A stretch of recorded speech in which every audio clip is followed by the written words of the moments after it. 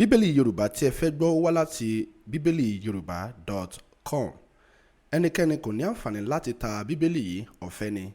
Ẹ sì lè fún ọ̀pọ̀lọpọ̀ àwọn ènìyàn tó bá fẹ́ gbọ́ bíbélì ní ọ̀fẹ́. Orin Dafidi orí 9. Èmi ó fi gbogbo àyà mi yin Olúwa. Èmi ó fi gbogbo iṣẹ́ ìyanu rẹ̀ hàn. Èmi ó yọ̀, èmi ó sì ṣe inú dídùn nínú rẹ̀.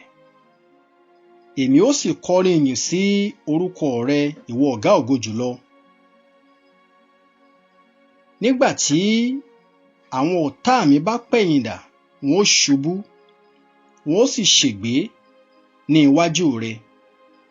Nítorí ìwọ ló ti mú ìdájọ́ mi àti ìdí ọ̀ràn mi dúró.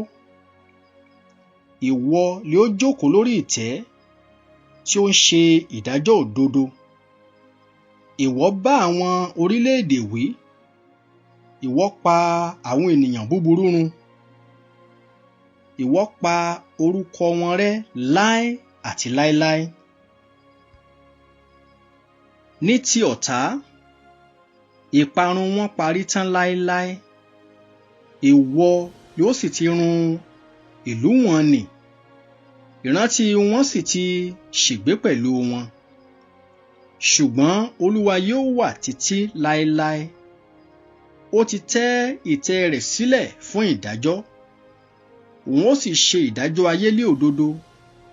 Yóò ṣe ìdájọ́ fún àwọn ènìyàn lé òtítọ́ ìwà. Olúwa ni yóò ṣe ààbò àwọn ẹni ìnilára, ààbò ní ìgbà ìpọ́njú. Àwọn tí ó sì mọ orúkọ rẹ̀ ó gbẹ́kẹ̀lé ọ.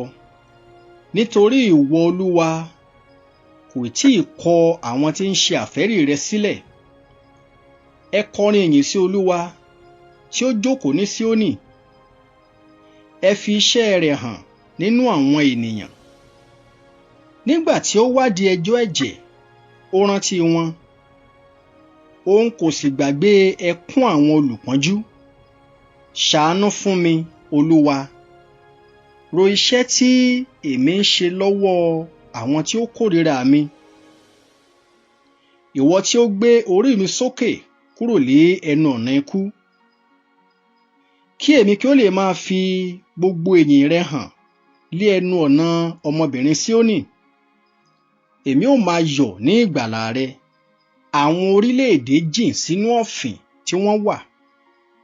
Nínú àwọ̀n tí wọ́n dẹ sílẹ̀ lé ẹsẹ̀ ara wọn kọ́.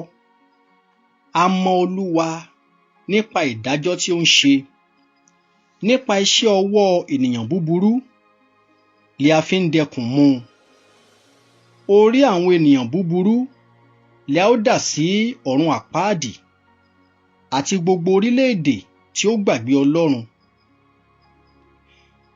Nítorí pé a kì yóò gbàgbé àwọn aláìní láéláé. Àbá àwọn tálákà kì yóò ṣègbé láéláé. Olúwa, dìde.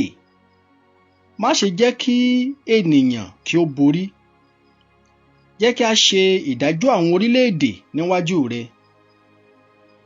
Dẹ́rù bà wọ́n, Olúwa, kí àwọn orílẹ̀-èdè kí ó lè mọ ara wọn pé ènìyàn ṣáà ni wọ́n.